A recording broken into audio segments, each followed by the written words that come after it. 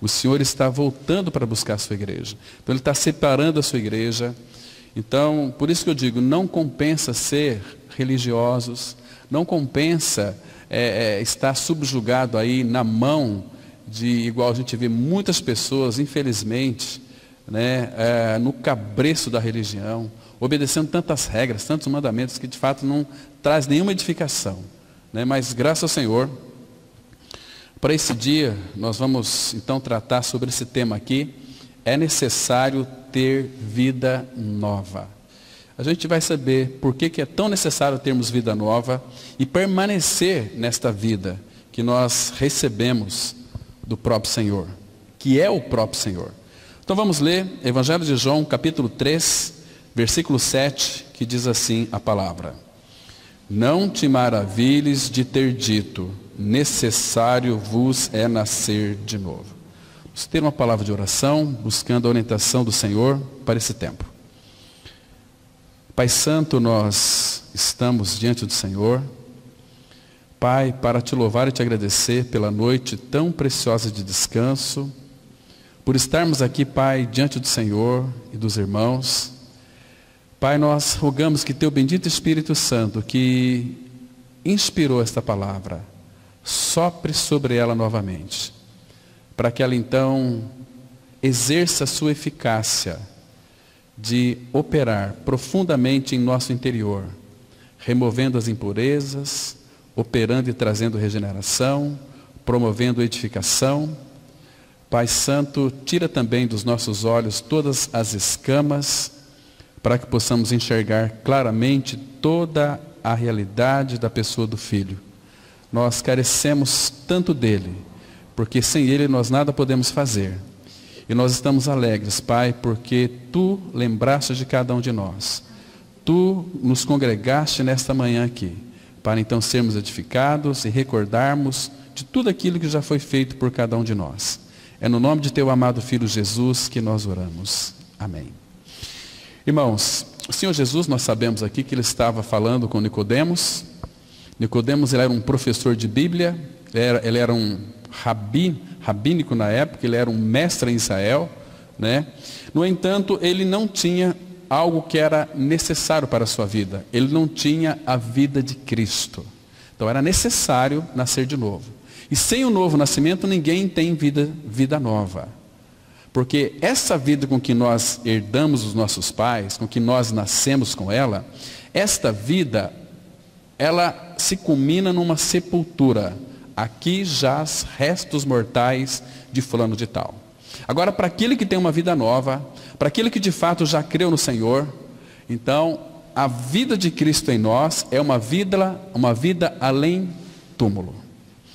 A Bíblia diz, irmãos, que uma das características de quem não tem a vida de Cristo é a falta de paz.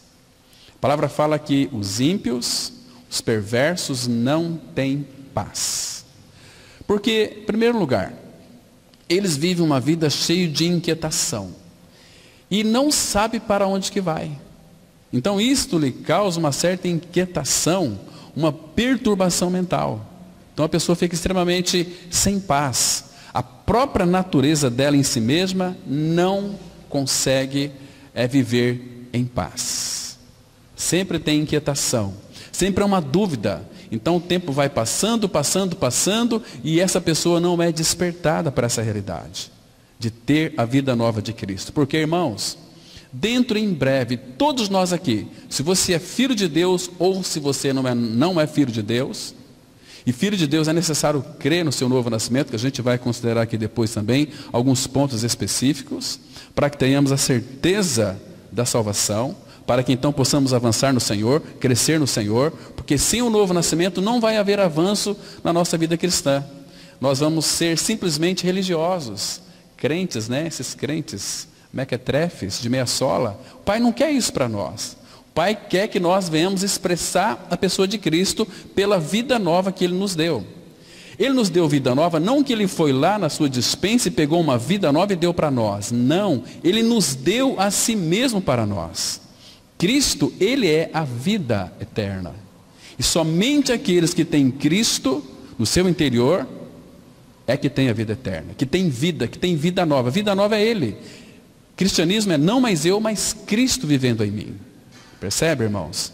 Então, com essa nova vida, nós podemos então viver um cristianismo que começa aqui, já gozando das suas riquezas, da sua alegria, da sua paz, do seu amor, da sua vida. Hoje nós estamos vendo um cristianismo totalmente uma imitação do que a Bíblia diz.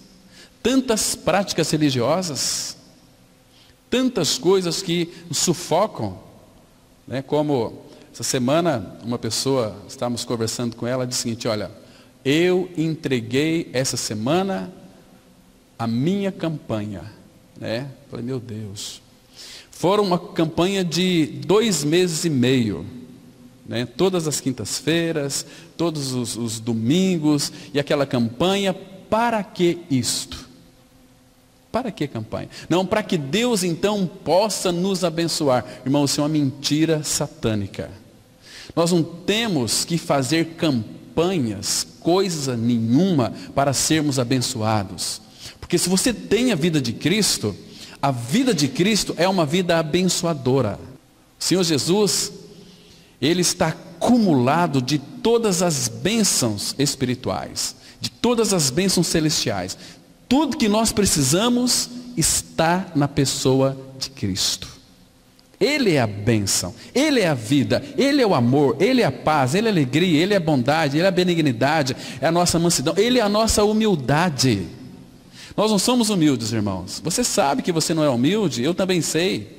Muitas vezes nós fingimos sermos humildes, mas não somos humildes em essência, nós somos arrogantes. Cristo é o único que é humilde. Ele disse assim: eu sou manso e humilde de coração. Aquele veneno que foi inoculado em nós, lá no Jardim do Éden, quando Adão pecou, ele veio para dentro de nós e nos trouxe grandes problemas. Nos fez de nós pessoas mentirosas, nos fez de nós pessoas que contraímos um vírus mortal, que é o vírus da morte. Romanos 5,12, vocês se lembram? Assim como por um só homem entrou o pecado no mundo, e pelo pecado a morte, assim também a morte passou a todos os homens, por isso é que todos pecaram. Você e eu nascemos contaminados com o vírus da morte. Você não nasceu para viver, você nasceu para morrer. E você começa a morrer a partir do dia que você nasceu. Até chegar um dia, aqui jaz fulano de tal, os restos mortais. Mas, irmãos, para onde irá a tua alma? Você já parou para pensar? Se você descesse para a sepultura hoje, para onde irás a tua alma? Olha, não se apoie em evasivas. Não se apoie no seu conceito de Deus. Porque muitos afirmam que conhecem a Deus e vivem uma vida conceitual a respeito de Deus, não roubando, não matando, não praticando mal para ninguém, ajudando as outras pessoas. Isto não é indício de que você é um filho de Deus. Para ser filho de Deus, é necessário nascer de novo. Há uma necessidade, há algo tão importante aqui, irmãos, para mim e para você, que sem o novo nascimento, não há possibilidade de contemplarmos a face do Senhor e vivermos uma vida eterna, de alegria plena, de delícias perpetuamente. Novo nascimento. Então, todos nós estamos aqui, nesta manhã, que já sabemos disso, mas seremos edificados também por essa palavra. Muitos irmãos não consideram isso como algo fundamental em suas vidas. Vamos supor aqui, você vai ao médico para fazer um exame e lá você descobre, né? Você descobre que você tem um tumor maligno. Ele faz o exame, dá um diagnóstico. Ó, você tem um tumor maligno aí. Imagina só se você receber um diagnóstico desse de um médico. Olha, você está com um tumor maligno, meu amigo, e esse tumor já está bem adiantado. Você vai morrer. Daqui, quem sabe, talvez você pergunte: doutor, quanto tempo eu ainda tenho? Ó, você não vai passar de 3 meses de vida. Imagina só. O que você faria? O que você faria se recebesse um diagnóstico desse, um tumor maligno? Claro que você faria de tudo para ser curado. Talvez você procuraria em igrejas evangélicas, católicas, centro de umbandas, um monte de coisa, a cura. Você ia ficar, mas não teria jeito, você iria morrer. Agora, queridos, agora você tem duas possibilidades. Buscar aquele que de fato, e crer naquele que já veio a este mundo em carne para remover esse tumor, chama-se o pecado, porque o tumor maligno, ele não é tão grave assim como nós pensamos não, irmãos. O tumor maligno, ele é simplesmente um sintoma de uma doença com que eu e você nós nascemos, que se chama pecado. Pecado. Às vezes quando a pessoa está com câncer, ela vai correr aí para os Estados Unidos, vai fazer o que for necessário para curá-la. Mas ela quer a cura. Mas, queridos, a pior doença de onde se origina todas as doenças, é uma coisa chamada pecado. E outra coisa, e a Bíblia traz para nós um diagnóstico terrível a respeito de mim e de você. A Bíblia diz em Isaías 1, 5 e 6, que desde a planta do nosso pé, desde a sola do seu pé, até o alto da cabeça, não há em nós coisa sã, senão feridas, chagas podres, uma e outras não espremidas, nem atadas com óleo.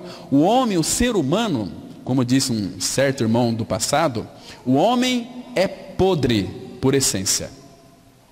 Nós somos podre. O pecado, o veneno da serpente, quando nos picou lá no Éden, nos apodreceu da cabeça aos pés. Então, o que fazer para curarmos essa doença, irmãos? Nós não temos o que fazer. Mas teve uma pessoa que voluntariamente, por amor ao Pai, ele desceu a este mundo com uma finalidade de trocar essa natureza pervertida com que todos nós herdamos do nosso Pai. Esse é um tratamento eficiente e eficaz e que nunca mais vamos sofrer desse tipo de doença chamada pecado, porque Jesus Cristo, Ele é o Cordeiro de Deus que tira o pecado do mundo. Que lindo é isso, irmãos. Então, na morte de Jesus na cruz, foi ali na cruz que Ele removeu o meu e o seu pecado. Quando Ele deu aquele brado, lembram? Está consumado. A palavra está consumado significa, tudo já foi feito. Então eu tenho que crer naquilo que Ele fez por mim e por você. Ele removeu o meu pecado. De que maneira? Crucificando a nossa natureza pecaminosa. Ele matou na cruz o pecador, o pecado, e nós também morremos com Cristo. Irmãos, não existe uma outra maneira de termos uma vida nova, senão pela nossa morte com Cristo, pela nossa ressurreição junto com Cristo. Você tem que, para você não morrer eternamente, você tem que crer que você já foi morto com Cristo. Por quê? Porque a Bíblia diz que é desta maneira. Não existe atalhos, não existe caminho, não existe você querer frequentar igrejas e ler Bíblia e oração sem nunca ter crido na sua morte e ressurreição em Cristo. Você continua sendo um mentiroso. E a Bíblia diz que todo aquele que mente, João 8,44, Jesus diz assim: vós tendes por pai ao diabo, e quereis satisfazer os desejos do vosso pai, porque ele foi homicida desde o princípio, e jamais se firmou na verdade, porque quando ele profere mentira, fala do que ele é próprio, porque é mentiroso e pai da mentira. Pai da mentira é o diabo, é Satanás, e os mentirosos são os seus filhos. Estão me compreendendo, irmãos? Isso é muito sério. Deus leva muito sério a questão da mentira. Ele veio para tirar a mentira de nós. Na cruz, morremos para a mentira. Lá na cruz, Ele crucificou também a nossa língua maldita, que não faz outra coisa a não ser criticar, falar mal da vida dos outros, murmurar, reclamar. Irmãos, olha o que Ele tem feito por nós. Olha o que Ele nos tem dado. Como que nós podemos ser murmurantes, irmãos, Temos uma ótima saúde, temos um lar para voltar para casa, temos uma cama gostosa para dormir, temos água para beber, comida que Ele vai fartar a nossa mesa. Você tem um guarda-roupa cheio de roupas. Você tem, o que te falta? O que te falta? E por que nós temos uma tendência de murmurar ainda? Irmãos, o velho homem foi crucificado. Paulo diz assim: não saia da vossa boca nenhuma palavra torpe. Torpe, palavra torpe no grego significa peixe podre. Percebe? Nós gostamos de ficar arranhetando, murmurando. Isso, irmãos, ofende tanto ao nosso Pai Celestial. Vocês não sabem como.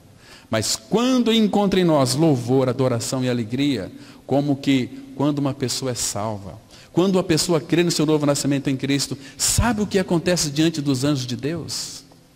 A palavra fala assim em Lucas 15:10. Há alegria diante dos anjos de Deus. Não é que os anjos ficam alegres, é que se há alegria diante dos anjos de Deus, é o Pai que se alegra, não os anjos, mas o Pai que se alegra. A alegria diante dos anjos de Deus, porque a alegria do Pai reflete neles. Quando alguém nesta terra tem os seus olhos abertos e crê em Jesus Cristo crucificado, o Pai se alegra tanto. Irmãos, Ele se regozija em nós com alegria. Vocês não imaginam quanto o Pai se alegra quando alguém aqui na terra tem o seu entendimento aberto para crer nas Escrituras Sagradas. Hoje em dia as pessoas creem em pastor, creem em padre, creem em não sei o que das contas, mas não creem na palavra de Deus. Deus tem uma palavra para mim e para você, irmãos. E se nós não crermos nessa verdade, nós vamos perecer. Escute bem isso. Se você não crê nas Escrituras Sagradas, que o seu pecado foi crucificado, como diz a Bíblia, e que você foi ressuscitado, você irá perecer eternamente. Então creia. A salvação é inteiramente de graça, não tem que pagar nada. É pela graça sois salvos mediante a fé. Isso é um presente de Deus para mim e para você. Irmãos, como alguém pode recusar um presente de Deus tão grande? Ele nos chama para seu reino e glória. Ele já nos libertou. Não é que Ele vai nos libertar. Ele nos libertou do império das trevas e nos transportou para o reino do Filho do seu amor, onde temos a redenção, pelo seu sangue a remissão dos pecados. Queridos, nós temos tudo. Somos filhos eternos de um Pai eterno. Você nunca mais vai morrer eternamente. Como Jesus disse para Marta. Disse assim, quando Lázaro tinha morrido, já quatro dias. Então, o ser humano gosta muito de dar sugestão, né? Marta chegou para Jesus e disse: Senhor, se estiver aqui, meu irmão não teria morrido. Jesus diz assim: Marta, eu sou a ressurreição e a vida. Quem crê em mim, ainda que morra, viverá. E todo que vive, nós aqui, e crê em mim, nunca morrerá eternamente. Crês isto? Crê. Depois ele disse assim: não te disse eu, quando ele pediu para que removesse a pedra, Senhor, já cheira mal de 4 dias. Não te disse para você que se creres, verás a glória de Deus? Não é se eu ver para crer. Por isso que hoje em dia, irmãos, existem tantos evangélicos vazios do evangelho, porque para crer eles têm que ver. Aí esses picaretas chama as pessoas aqui na frente para dar testemunho. Fui curado da minha orelha, aqui estava doente. Fui curado do meu braço. Ai, Jesus me salvou. Misericórdia! Isso é para chamar a atenção das pessoas. Isso é picaretagem. Isso é enganar o povo. Você tem que dar dinheiro para que seja curado. Cambada de filhos do diabo. Tem que pregar para as pessoas Cristo. Cristo é que salva, não é o pastor que salva. Jesus que liberta, não é o pastor que liberta. Nós temos que pregar a verdade da palavra. Somente a palavra. E para quem quiser crer. Vocês acham, irmão, se aqui tem pessoas que foram curadas de câncer. Por que nunca veio aqui na frente dar testemunho? Porque chama a atenção das pessoas. Vamos lá que lá tem cura. Vai encher de gente aqui. De uns crentes de meia sola, querendo cura, mas não quer Jesus. Não, esse não é o propósito do Pai. Quem crê em Jesus por causa de milagres, vai para o inferno. Porque Jesus não se confia a eles. Abra sua Bíblia aí, irmãos. do Evangelho de João, capítulo 2. João, capítulo 2, versículo 23 em diante. Olha o que a Bíblia diz. Temos que ficar com a palavra de Deus. Por que tem tanta gente enganada hoje? Porque não sabe nada de Bíblia, são uns imbecis. São uns débeis, como diz um irmão. Capítulo 2 de João, versículo 23. Olha só. Estando ele, esse ele aqui é Jesus. Estando ele em Jerusalém durante a festa da Páscoa, muitos vendo os sinais que ele fazia, creram no seu nome. Creram ou não creram? Creram. Agora, olha o 24. Mas o próprio Jesus não se confiava a eles, porque os conhecia a todos, e não precisava de que alguém lhe desse testemunho a respeito do homem, porque ele mesmo sabia o que era a natureza humana. Eles não creram em Jesus, creram porque viram sinais. O que o povo busca hoje? Não é cura, sinais? E eles creem, mas pelas curas e sinais. Mas Jesus não crê neles. Senhor, mas depois daquele dia nós profetizamos, expulsamos demônios, fizemos muitos milagres, nunca vos conheci. Apartai-vos de mim, vós que praticais a iniquidade. Então aqui nesse texto, por que Jesus não confiava neles? Porque eles creram, porque viram. Olha só, muitos vendo os sinais que ele fazia, creram no seu nome. Então quando eu vejo, eu não preciso de fé, tem uma constatação. E a Bíblia é assunto de fé. Para que eu creia no Senhor, eu tenho que crer como diz a Escritura. Quer ver? Vá um pouquinho para frente no capítulo 7 do Evangelho de João. Capítulo 7, a palavra ela diz assim. Vamos ler com bastante atenção esse texto aqui. Olha que Jesus está dizendo: quem crer em mim, como diz a Escritura, do seu interior fluirão rios de água viva. É quem crê em Jesus, como diz a Escritura. Vocês sabem que crer significa estar unido a Cristo. Não é crer muitas vezes como estão falando por aí, estão barateando as Escrituras. Hoje não se fala mais contra o pecado. Como que o Espírito vai convencer um homem ou mulher do seu pecado? Se o pecado, hoje em dia, os pregadores têm medo de pregar contra o pecado, porque se falar a verdade para o povo vai para outra igreja. Onde se prega a verdade, ninguém se sente bem, irmãos. Eles vão procurar um local onde se sintam bem. Ai, que mensagem gostosa. Extravasa seu ego. Você precisa de ouvir a verdade. Porque, irmãos, enquanto o Espírito Santo de Deus não lhe convencer, eu e você, do pecado, da justiça e do juízo, nós estamos fora do reino. Não adianta ter uma mente inchada, carnal, cheio de conhecimento bíblico e sem realidade espiritual, sem vida de Cristo. O que adianta isso? Como tem muitos, nós temos percebido e visto, e posso testemunhar para vocês, que pessoas, que alguns irmãos já têm pregado, 14 anos que são evangélicas, 40 anos que são evangélicas, se morrer vai tudo para o inferno. Porque são pessoas religiosas e não cristãs, nunca nasceram de novo. Ah, mas eu sou cristão. Aquele cristão, o galo também é cristão. O galo não tem uma crista grande, é o cristão. Assim são muitos cristãos também, que têm a crista, uma crista de cristão. Aí eles usam assim, aquelas roupas, né? Não posso cortar o cabelo, por quê? Porque o pastor diz que não pode. Meu amigo, uma vez nós fomos para um casamento, e alguém pediu carona para nós, era uma crente, né? Era uma crente. Aí, espera que ela está penteando o cabelo. Aí fomos lá no quarto lá tal, esse cabelo grande aqui é terrível. Mas por que você não corta? Não, a religião não permite. Falei, para com isso. Jesus nunca está preocupado com o seu exterior, Ele quer o teu interior. Como aquela mulher chegou para um irmão lá de Londrina, foi mostrar para o pastor o joelho calejado de tanto fazer oração. Olha aqui, pastor, meu joelho, como é que ela levantou o vestido assim, né, mostrando para o pastor. Olha meu joelho, como é que está calejado. Fez até calo de tanto eu orar. O pastor falou o seguinte: deixa eu ver o tamanho da sua língua. Aí mostrar para pastor, joelho calejado. O que vai mostrar? Não temos que mostrar para ninguém, é para o Senhor, não para nós. Estão me entendendo? Queridos, hoje o cristianismo é um cristianismo de aparência. Por quê? Tem que ser roupa, né? Muito bem bonitinha. Aí vai todo mundo para a igreja bem engravatado, e as mulheres com aqueles vestidos, aqueles cabelão. Mas em casa é um inferno desgraçado. Vai dizer para mim que isso é cristianismo? Só se for lá na Conchichina. Não, nem na Conchichina. Não existe lugar de um cristianismo que é dessa forma.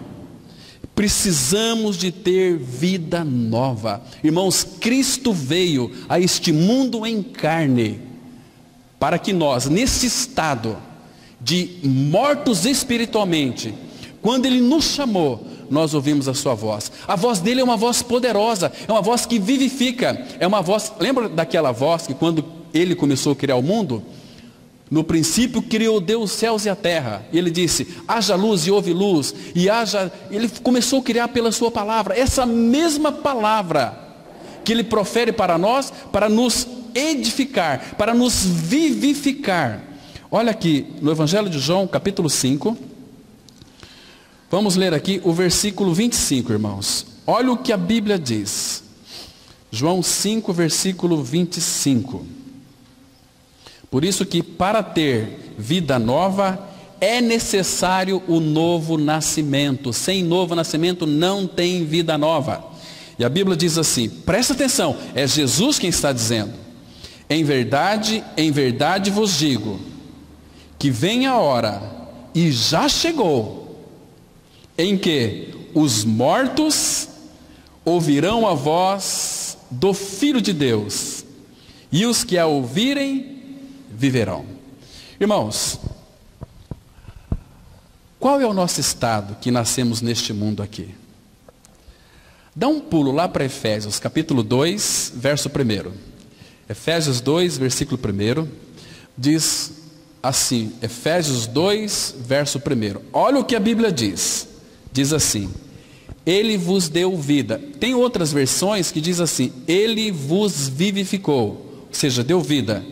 Agora preste atenção, estando vós mortos nos vossos delitos e pecados. Uma pessoa que está no pecado e cometendo seus delitos, ela está viva ou está morta? Ela está viva para si, ela vive para si, para satisfazer os seus desejos, as suas vontades, mas para Deus ela está morta, essa pessoa. Entende? Então, se Ele nos deu vida, que tipo de vida que nós tínhamos? A vida da alma. O homem é tripartido, espírito, alma e corpo. Mas nós já nascemos neste mundo espiritualmente mortos por causa do pecado. Então, o espírito está em nós, mas ele está morto. Somos alma vivente, é o corpo e a alma. É a nossa emoção, nossa consciência, nosso pensamento, entende? A nossa vontade, tudo isso é alma, tudo isso é alma. Você é uma alma vivente, que está enclausurada em seu corpo. Mas quando o seu corpo, que está num processo de envelhecimento a cada dia que passa, você pode perceber se você olhar no espelho, né, quando você tinha 15 anos, 16 anos, e olhar no espelho hoje, antes você podia até fazer careta para o espelho, mas hoje ele costuma fazer careta para você. Né? Você está envelhecendo, então há uma força da gravidade que está puxando tudo para baixo. Começa a cair tudo no homem, na mulher também, ser humano. Então, puxa, então nós estamos envelhecendo. Só que o corpo nosso não vai suportar muito tempo. A duração de nossa vida é de 70 anos. O que vai além disso é câncer e enfado. Não é assim? Então você tem prazo de validade. Deus já especificou o dia da sua morte. Você não vai passar desse dia. Quer você seja um ímpio ou um filho de Deus. Você vai deixar este corpo. Uma pessoa que, se ela falece hoje, se ela morre hoje, de repente está lá na UTI, ou de repente um avião cai, porque a morte na nossa vida, ela acontece a qualquer momento, ela é iminente. Vai pensar que você é eterno. Vai pensar que você olha assim, olha, vê tantas mortes, é só com eles, eu estou vivo, né?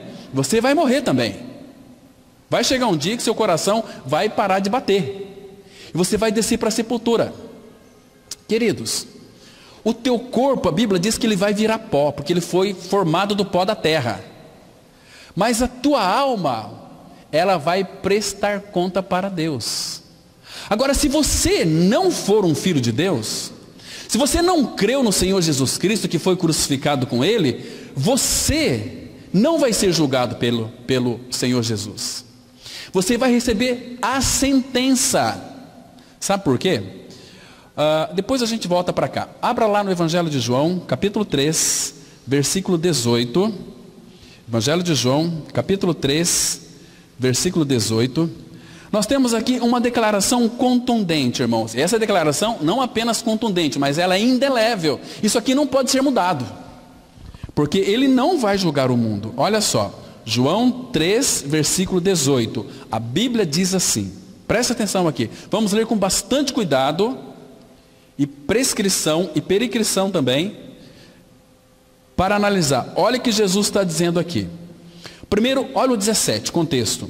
Porquanto Deus enviou seu Filho ao mundo, não para que julgasse o mundo, mas para que o mundo fosse salvo por ele. Mundo aqui é pessoas. Versículo 18. Quem nele crê, crê em Jesus, não é para quem crê em doutrinas de igrejas. Quem nele crê não é julgado. O que não crê já está julgado, porquanto não crê no nome do unigênito Filho de Deus. Está vendo aqui, irmãos? Então, quando uma alma, ela falece não, quando o corpo morre, a alma vai prestar conta. Mas a Bíblia diz que ele não vai ser julgado. O que vai acontecer aqui? Ele só vai receber a sentença. Já está condenado, porquanto não crê no nome do unigênito Filho de Deus, e vai perecer eternamente. Vamos voltar para Efésios capítulo 2. Então, ele vos deu vida, estando vós mortos em delitos e pecados, né? Então, uma pessoa que está em delitos e pecados, ela está espiritualmente morta. E a palavra vai dizer em Isaías 59, 2, que está separada de Deus. As vossas iniquidades fazem separação entre vós e o vosso Deus, né? Então, o nosso pecado encobre nosso rosto para que ele não vos ouça. Percebe? Então, agora aqui, irmãos, o versículo 2, ele diz assim, Efésios 2, 2. Nos quais andastes outrora, segundo o curso deste mundo, segundo o príncipe da potestade do ar, do espírito que agora atua nos filhos da desobediência. Então, há um espírito que atua nos filhos da desobediência, que deixa a vontade dessas pessoas cativas ao diabo. Estão me entendendo aqui?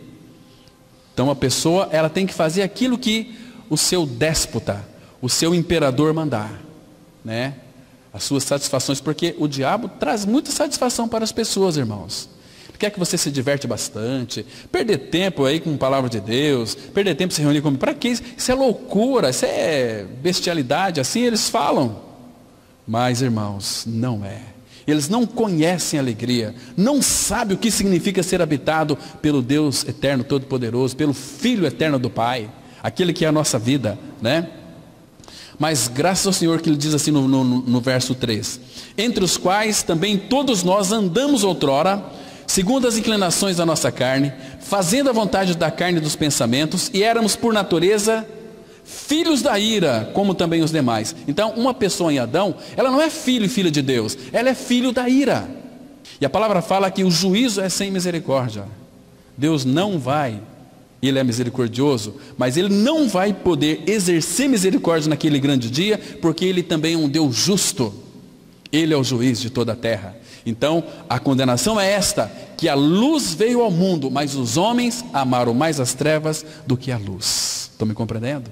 Então vão perecer. Então já estão sentenciados, dignos de morte. É uma morte eterna, para todo sempre. Então, irmãos, quantas pessoas nesse momento que estamos falando aqui estão descendo para a sepultura sem a vida de Cristo? E qual é o fim delas, irmãos? Serão atormentadas dia e noite pelos séculos dos séculos dos séculos. E outra coisa, a palavra fala, Isaías e também lá em 2 Pedro, que eles serão lançados em negridão das trevas. Negridão das trevas é densas trevas, são trevas que as pessoas podem até apalpá-las. Não vai enxergar absolutamente nada, e serão atormentados de dia e de noite, e por séculos dos séculos dos séculos. Então, irmão ou irmã, quando nós voluntariamente decidimos não ouvir o Senhor, a sua palavra, então eu vou te dar uma dica para você muito boa aqui. Curta este mundo, aproveita o máximo, viva dissolutamente, viva da maneira que você quiser, porque você saiba que um dia o teu pecado vai te encontrar, e você vai ter que pagar o preço. O salário do pecado é a morte eterna, a morte eterna. Mas o que é interessante, que nos chama a nossa atenção, Efésios 2,4, a Bíblia diz assim: mas Deus, tem um mas aqui, o bendito mas Deus, sendo rico em misericórdia, por causa do grande amor com que nos amou. Olha só aqui, irmãos, que coisa mais preciosa. Deus, Ele é rico em misericórdia. Essa palavra misericórdia, Ele não nos dá aquilo que nós merecemos, que é o inferno. Misericórdia, vem do miserável, córdia de coração, é o Deus que um coração misericordioso nos alcançou. Mas Deus, sendo rico em misericórdia, agora tem uma causa aqui, por causa do grande amor com que nos amou. Veja aqui, irmãos, e aí ele continua: estando nós mortos em nossos delitos, nos deu vida juntamente com Cristo. Por que juntamente com Cristo? Porque a parte de Cristo não tem vida, porque Cristo é a vida, Ele é a verdade e a vida, a ressurreição e a vida. Cristo é a vida da nova criatura. Então, e nos deu vida juntamente com Cristo, pela graça sois salvos. Olha o versículo 6: e juntamente com Ele nos ressuscitou e nos fez assentar nos lugares celestiais em Cristo Jesus. Que maravilha é isso! Nós estamos pela fé assentados nos lugares celestiais em Cristo Jesus. Lá que nós estamos. Então, irmãos, se você está lá, se você creu nessa palavra, isso aqui é para mim e para você. Quando o teu coração parar de bater, teu corpo vai para a sepultura, mas você já está lá. Você já morreu, e a sua vida está escondida com Cristo em Deus. O seu nome está escrito no livro da vida. Você não pode mais morrer, porque você é filho de Deus. Que maravilha que é isso! Isso é precioso demais, isso traz grande alegria para o nosso coração. Então, Jesus na cruz se tornou favorável para mim e para você, né? Olha que texto tão precioso. Abra lá em Romanos, capítulo 3. Romanos 3, versículo 24 e 25. Ele perdoou a nossa ofensa, isso chama-se propiciação. Propiciação é o que Jesus realizou na cruz por mim e por você. Veja só. Eu vou ler alguns versículos desse capítulo 3, muito interessante, para que então a gente chegue aqui na questão da propiciação. Mas aqui, irmãos, no versículo 10, Romanos 3, verso 10, a Bíblia diz assim, como está escrito: não há justo nenhum sequer, não há quem entenda, não há quem busque a Deus. Porque uma pessoa espiritualmente morta, separada de Deus, ela vai fazer todas as coisas. Ela vai trabalhar, volta para casa, ela vai para as suas festas, e Deus não tem nada contra a festa também, né? Mas ela não tem prazer na comunhão dos santos. Por quê? Quando que uma pessoa espiritualmente morta tem prazer em se reunir como igreja? Não tem nenhum prazer, né? Porque não há quem busque a Deus.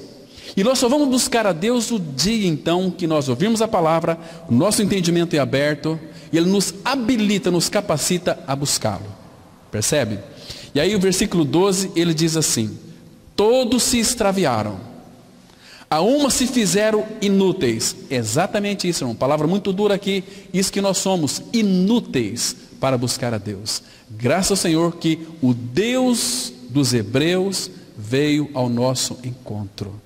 Nosso Senhor Jesus Cristo, o verbo, a palavra de Deus, Cristo, se fez carne e colocou a sua morada entre nós. Mas aí depois, Ele criou-se conosco uma grande amizade. Uma amizade muito perigosa, porque Jesus fez conosco uma amizade muito perigosa. Porque o que Ele prometeu para mim e para você? Morte. Vocês, para viver comigo eternamente, vocês têm que morrer comigo na cruz. Que coisa! Como que os fariseus religiosos iriam receber isso? Vamos matar ele e acabou. Vamos matar ele. E foram, claro, quem crucificou Jesus foram os romanos. Mas quem mandou crucificar foram os judeus. Entende? Por isso que Jesus disse para Pilatos: maior pecado tem aquele que me entregou a ti. Foram os judeus. Os romanos crucificaram, mas foi os judeus que entregaram. É igual aquela pessoa que não mata, mas manda matar. Você está me compreendendo? A mesma coisa. Então, porque nós éramos inúteis, nós não temos capacidade de buscar Deus. Graças ao Senhor que Ele veio ao nosso encontro e nos buscou. E continua mais aqui, olha. E não há quem faça o bem, nenhum sequer. Mas eu faço tantas coisas boas. Eu dou cesta básica no abrigo, eu dou cesta básica lá no asilo dos velhinhos. Isso aqui para Deus não tem nenhum valor. Todas as obras boas que são feitas fora de Cristo, a Bíblia diz que são obras malignas, porque é feita do homem. E Deus não aceita nada que vem do homem, que está fora de Cristo. Depois você lê Gênesis 4, de 1 a 7. Quando Caim foi oferecer para o Senhor aquele cestão, né, as primícias da terra, aquele cestão com primícias de tudo que ele colheu. Olha aqui, Senhor, para ti eu suei, trabalhei para ti. Deus disse: eu não aceito isso. E Abel foi lá no rebanho, pegou uma ovelhinha, sacrificou ela e ofereceu para o Senhor. Então Deus aceitou Abel e a sua oferta. Deus primeiro aceita o homem e a sua oferta. Mas por que ele aceitou a oferta de Abel e a de Caim ele rejeitou? Porque Caim tipifica ali a religião. É o homem fazendo para Deus. Temos que fazer um propósito com Deus, né? Gente, isso é terrível, engano. Então Deus não podia aceitar aquilo porque veio da terra. A terra foi amaldiçoada pelo Senhor. Agora, Abel ofereceu um cordeirinho, que era uma figura de Cristo. Porque sem derramamento de sangue, irmãos, não há remissão de pecados. Por isso que Cristo teve que morrer a minha e a sua morte, para vivermos a sua vida nova, uma vida reta, uma vida santa, uma vida que o expresse. Né?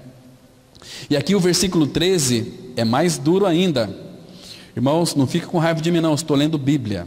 Diz assim o 13: a garganta deles é sepulcro aberto. Irmãos, o que é a garganta de uma pessoa que não tem Cristo? É um sepulcro aberto. O que é um sepulcro aberto? Imagina, você vai lá no cemitério, né? Você abre um túmulo lá, a pessoa que está ali mais de 6 meses, 3 meses, né? Ou um bem fresquinho lá, 1 mês. Quando você abre aquele túmulo, aquela carniça. A nossa carne não presta nem para esterco. Sabia? Nem para esterco presta. E aqui a garganta deles é sepulcro aberto. Irmãos, o que sai de uma garganta que não tem a vida de Cristo? O que sai da nossa boca? Só coisas podres é o sentido aqui. Coisas que não edificam nada e nem ninguém, porque o coração está cheio de prostituição, de adultério, de furto, de maledicência, de loucura, de engodo, de engano. É terrível, o coração do homem é terrível. A garganta deles é sepulcro aberto, com a língua urdem engano, veneno de víbora está nos seus lábios. Essa é a natureza de todo homem e mulher que não tem a vida de Cristo. natureza perversa, raça de serpente. Dentro de cada ser humano tem uma cobra. Não, cobra ainda é dócil. Serpente, víbora. Por isso que às vezes a gente vê umas loucuras, né? Foi eu e o irmão daqui, fomos lá em Campo Grande, fomos visitar uma família lá, e o vizinho começou aquela discussão, uma gritaria, mulher com marido, gritaria, etc. É cobra, é as cobras, estão ali.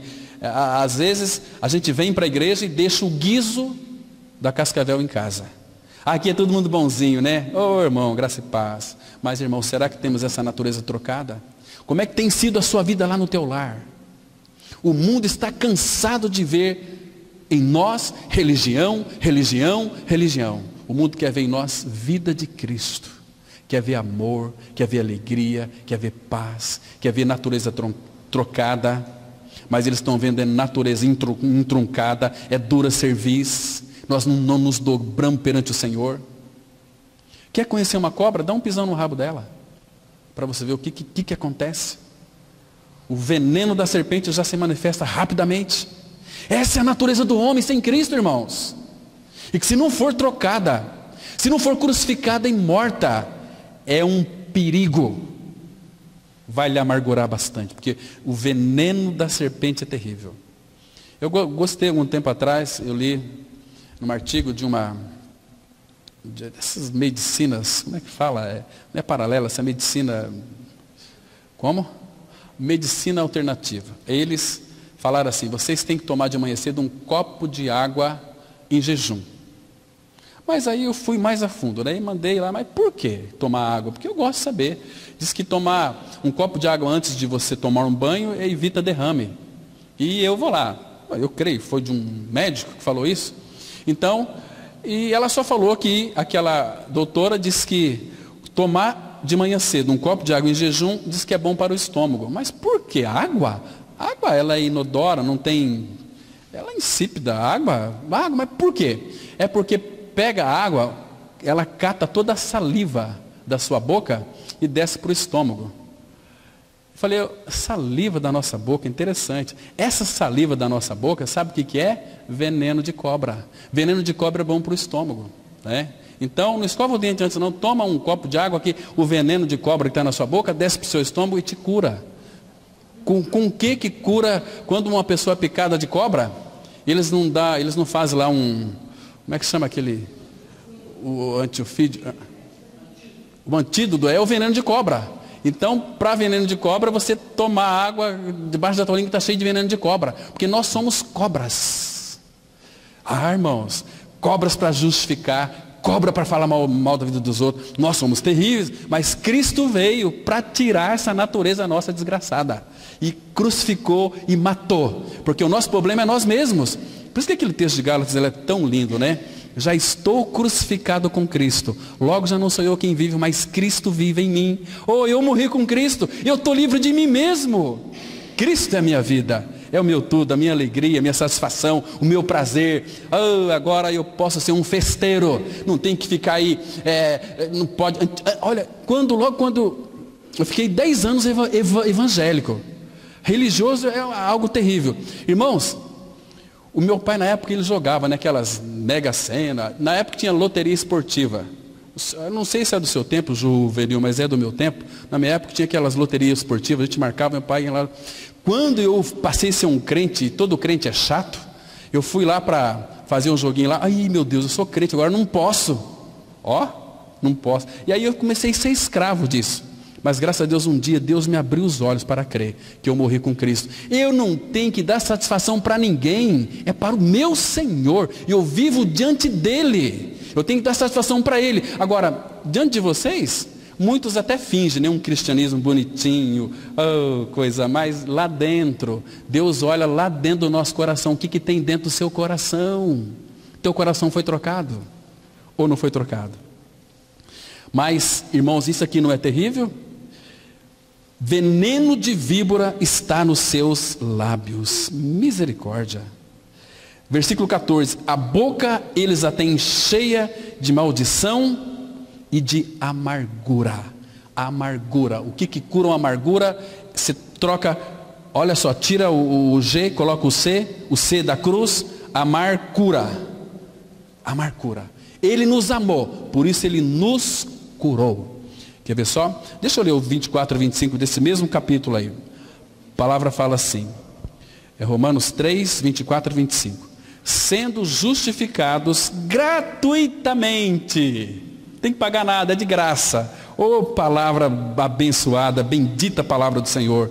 Sendo justificados gratuitamente por sua graça, mediante a redenção que há em Cristo Jesus, a quem Deus propôs no seu sangue, como propiciação, mediante a fé, para manifestar a sua justiça, por ter Deus, na sua tolerância, deixado impunes os pecados anteriormente cometidos. Irmãos, que maravilha o nosso Senhor. Ele é tão tolerante. Imagina se Ele não fosse tolerante conosco, irmãos.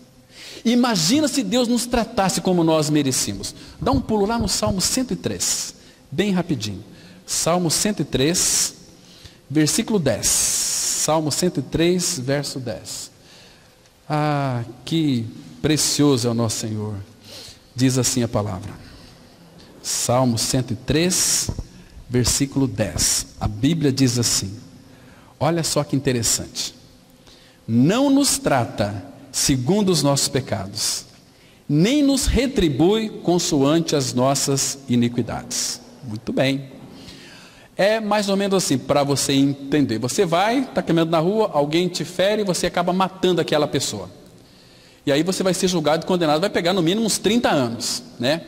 Mas aqui, eu pequei contra Deus, já nasci pecador. Mas, irmãos, olha o amor de Deus aqui nesse texto. Não nos trata segundo os nossos pecados, nem nos retribui consoante as nossas iniquidades. Sabe o que ele está dizendo aqui? Quando você crê que morreu com Cristo, ressuscitou com Cristo, quando Deus olha para mim e para você, é como se você e eu nunca tivéssemos cometido um pecado. Nenhum pecado. Porque Ele nos aceitou através daquilo que Cristo fez na cruz. E o sangue de Cristo, os nossos pecados anteriormente cometidos, Ele não apenas perdoou, mas Ele purificou. Olha o versículo 3 aqui deste mesmo capítulo. Salmo 103, verso 3. Ele, irmãos, é Ele. Ele é quem perdoa todas as tuas iniquidades. Não importa quem você foi. Não importa. Ele está dizendo aqui, Ele é quem perdoa quantas? Todas. Todas as tuas iniquidades. Quem sara todas as suas enfermidades. Quem da cova redime a tua vida e te coroa de graça e misericórdia. Quem farta de bens a tua velhice, de sorte que a tua mocidade se renova como a da águia. Ah, irmãos, que coisa mais preciosa é isso. Então, o que é ter uma vida nova? É ter uma troca de coração. Lá na cruz Ele transplantou o nosso coração. Tirou o nosso velho coração, nos deu um novo coração pela ressurreição. E hoje, o que Cristo é para nós? Vamos, o último texto. Colossenses, capítulo 3. Vamos ler apenas o versículo 4. Colossenses 3, verso 4. E aqui nós vamos encerrar. Olha que texto glorioso nós temos aqui. Eu vou ler o versículo 4 apenas. Diz assim. Colossenses 3, 4. Quando Cristo, que é a nossa vida, se manifestar, então vós também sereis manifestados com Ele em glória. Olha que lindo, irmãos. Quando Cristo, o que Cristo é? É a nossa vida. Cristo é a nossa vida, uma vida nova, uma vida reta, uma vida santa. Cristo é a nossa vida. Cadê a sua vida? Foi crucificada com Ele. Agora Cristo é a minha vida e a sua vida. Irmãos, você pode crer nessa palavra, irmãos, que declara que Cristo é a sua vida porque você morreu com Ele? Isso é ter vida nova. Ter vida nova é não mais eu, mas Cristo vive em mim. Amém? Vamos ter uma palavra de oração. Pai Santo, muito obrigado pelo tempo que passamos aqui. Lendo a Tua palavra, Pai, fazendo uma verificação, fazendo aqui, Pai, uma examinação nas Escrituras. A Tua palavra, Pai, ela não falha, porque por detrás dessas palavras tem o Deus da verdade sustentando aquilo que Ele disse. Porque Tu és o Deus e Pai que não pode mentir. Então nós podemos descansar na Tua palavra, Pai, porque ela é a verdade absoluta para as nossas vidas. Continue se revelando a nós. Continue falando aos nossos corações pelo Teu Espírito. Revela-nos, ó Pai, precisamos tanto de Ti. Nos fortalece, renova a nossa mente, para que experimentemos qual seja a boa, perfeita e agradável vontade do Senhor. Em nome de Jesus nós oramos. Amém.